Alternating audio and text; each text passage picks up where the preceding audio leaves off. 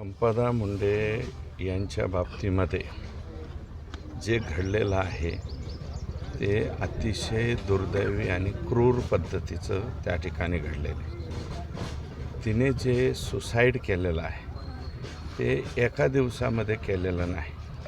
तिला हा जाच फेब्रुवारी-मार्च महिन्यापासून सुरू झालेला आहे आणि दोन जरी तो बदने आणि बनकर या दोघांची जरी नाव फक्त तिच्या हातावरती असली, परंतु चौकशी समितीसमोर दिलेला जो जबाब आहे आणि त्याच्यामध्ये 19/6 एक माहितीच्या अधिकारामध्ये तिने जो अर्ज केलेला आहे त्याच्यामध्ये बरेच पाटील, जायपत्रे, बदने यांची नावं घेतलेली आहे.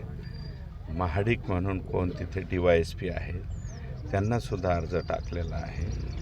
जर ह्या तक्रारीची वेळीच दखल या सर्व लोकांनी घेतली असती तर मला असं वाटतं की हा दिवस आम्हाला पाहायची पाळी आलेली नसती आणि